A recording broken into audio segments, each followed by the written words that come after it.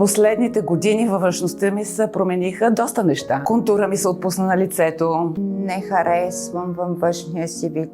Шарпейм от сумката си. Килограмите. Очите определено. Кожата на лицето. Енергията може би.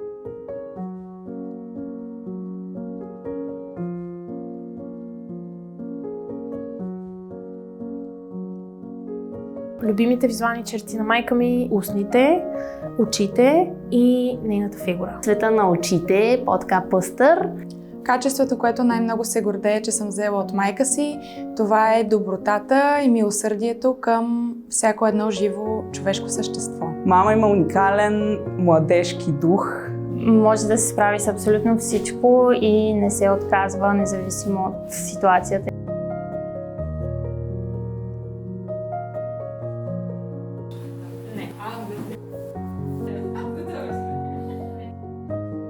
Качеството, което най-много се гордея, че съм взела от нея, амбицията.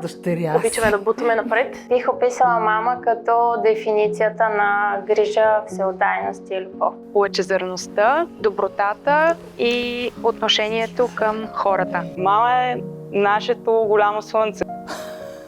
Това, че е много любвеобилна, старателна и отдадена на семейството си. Майка ми е силата, която ме движи напред. Обичам те.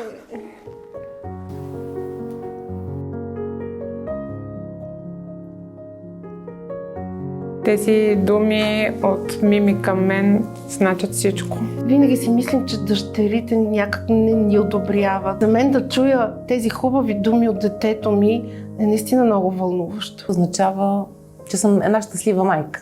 Аз имам много силна връзка с дъщеря ми. Тя ме е вадила много пъти от моите житейски дупки.